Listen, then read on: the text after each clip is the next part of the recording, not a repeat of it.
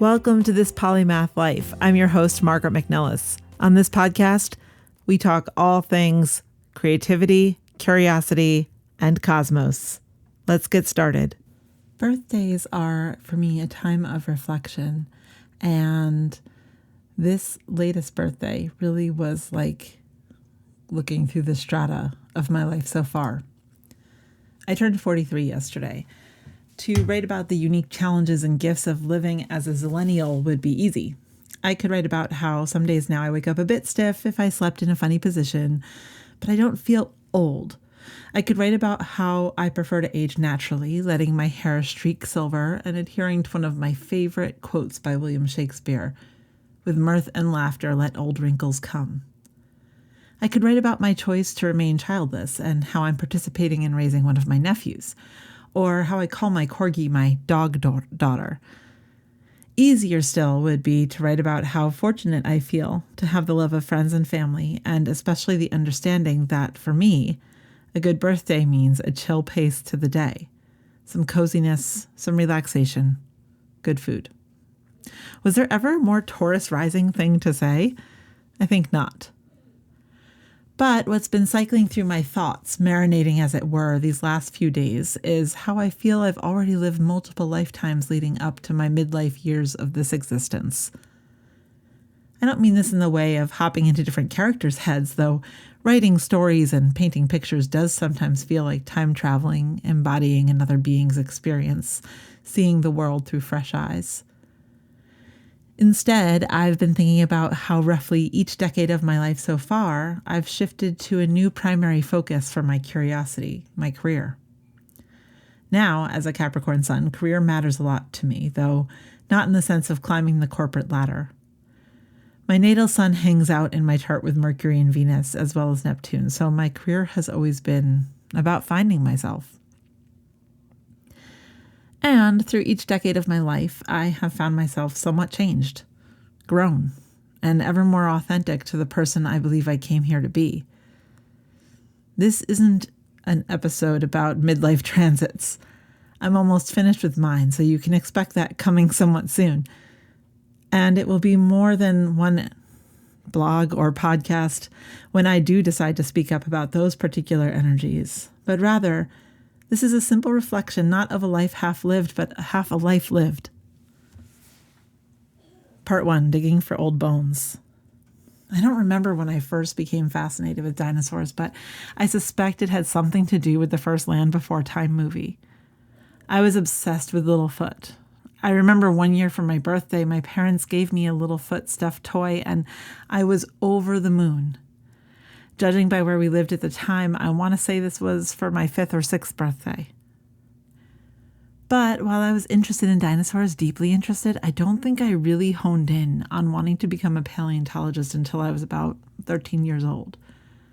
I could be wrong. I know adults love to ask little kids what they want to be when they grow up because sometimes their answers are funny. But honestly, I don't have a recollection of wanting to do this work before my early teen years. I was in love with the book and the movie Jurassic Park. I thought it was the coolest thing ever that I was in school with Michael Crichton's niece.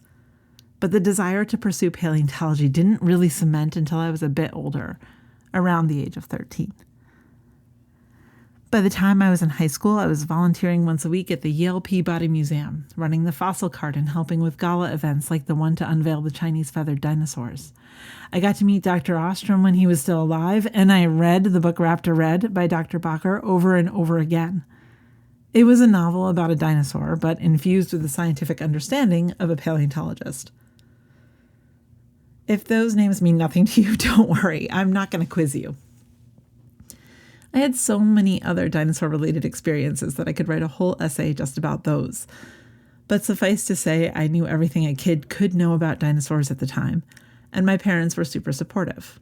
I focused a lot on science and math in school, though I had more of a passion for science than math. But in college, several circumstances aligned, and I began to lose my fascination with becoming a paleontologist. I hopped around from one major to another until my parents begged me to just pick something. I enjoyed art history, so I went with that, but I still had no idea what I wanted to do or who I even was anymore. Part 2, Enter the Dojo. By age 23, my pursuit of martial arts from late high school on had led me to becoming a black belt. I spent so much time at the dojo, I'm talking easily 20 hours a week, teaching, working birthday parties, including vacuuming cake out of the waiting room rug and getting peed on by a toddler, and studying, sometimes taking 2 classes a day and showing up early to train solo. I didn't know what I wanted to do with my degree, but martial arts, that I loved. I always thought there weren't enough women in the martial arts. Of course, this may have changed since 20 years ago, but at the time there were far too few of us in the area participating and learning on the mats. I continued my studies and my work all the way through 3rd degree black belt in 2015, when something unexpected happened. Looking back on it, I believe I grew into my Pisces moon a bit more because all of a sudden I couldn't bear to risk hurting anyone in practice anymore. My training had reached a point where there was no way to practice on people without them getting hurt a little. One of the instructors framed it like this. Now, all your combinations will be deadly, but instead of, say, breaking someone's neck, because obviously we won't do that, we'll just compress their spine. This was not my favorite instructor. And that line alone convinced me it was time to leave the dojo. My training partners were friends, many of them like siblings to me, so the idea of hurting them, even though I knew they were strong, became my undoing in that line of work. Yes, I could have kept teaching. Most students are content to reach black belt, and most children don't stay in martial arts that long. I may have been able to carve out a niche, part of the pie for myself as a female sensei. But always, that idea of hurting people I cared about, it came back like indigestion, which I was now occasionally experiencing as I entered my 30s. I was about to turn 33, and it's only in retrospect that I can see now that my identity was about to undergo yet another rebirth. Part 3, Stepping Onto the Page. I'd been writing fiction since I graduated college, but I never treated it as something that might define me in the way that many writers know they always wanted to be writers. And I'd always been told growing up that I had a way with words. My mother instilled in me to read avidly and widely. Stories had always fascinated me, and by this time of my life, I'd completed my first master's degree, an MA in English and Creative Writing, which was part writing, part literature, part linguistics, and part teaching. So when it became clear that I didn't want to teach in the dojo, I started pursuing a path that would align with teaching writing. And I started writing more seriously. I submitted stories for publication and started racking up my own file filled with rejections, with some publication credits for short fiction sprinkled in the mix. Finding a job teaching when I had no actual English teaching experience, though, it was nigh on impossible. I'd had years as a special education paraprofessional, but no one in the educational field saw teaching Kempo karate as a bridge to teaching English. Not long before I turned 34, my father passed away. He and I were close, and now, almost 10 years later, I still feel his loss acutely sometimes, though it's more of a generalized ache that has been woven into the fiber of my being, also with a note of fondness for the time we did get to share. After he died, I knew I had to do something. I had to make a shift. I determined I needed actual experience teaching English, so I pursued a terminal degree. That's a whole separate story in and of itself, as I found my path to an MFA in fiction. For 2 years, I wrote and learned and taught. I loved it. I couldn't believe how lucky I was to spend so much time in stories. Following my degree, I started self-publishing some novels. I learned so much about the publishing process, and at the same time, I was becoming a book coach. My life revolved around books. In the spring of 2024, I published a book that took everything in me to create. I was 41 at the time of publication, and deep in the middle of those midlife transits I promise I will talk about soon. Publishing that book left me exhausted, jaded, and cynical. I barely marketed it. I walked away from writing. Sometimes I'd double back, dip my toes in again, get on the page again. But then I'd recoil, retreat. Was I burnt out? Done with writing? About a year ago, maybe a little longer, I got back into fine arts. I had studied it in high school and college, but never had the confidence to do more with it. I've fallen in love with drawing and painting, and recently declared as I was approaching age 43 that I would be an artist going forward.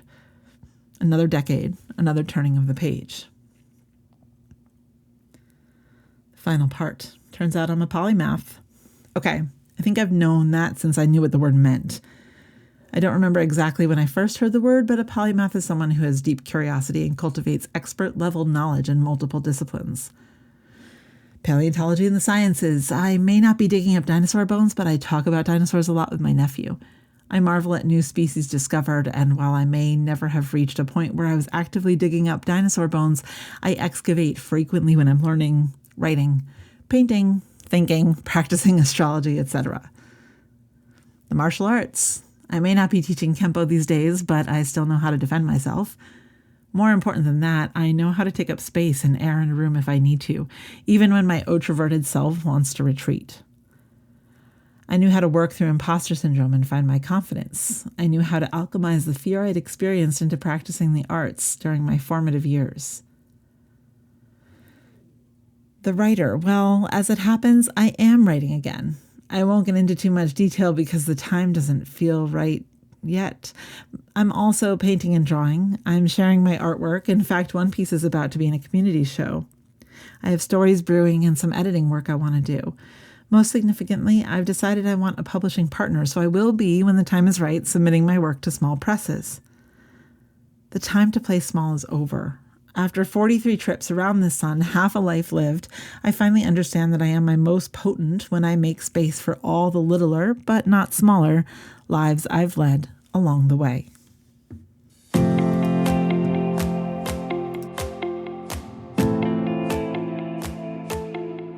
Thanks so much for listening to this episode of This Polymath Life with your host, Margaret McNellis. I'm delighted to have had you here with me. If you enjoyed this episode, please like, follow, share, and review. Please feel free to leave comments. I can't wait to hear from you so that we can continue to make this a discussion you can't wait to be a part of.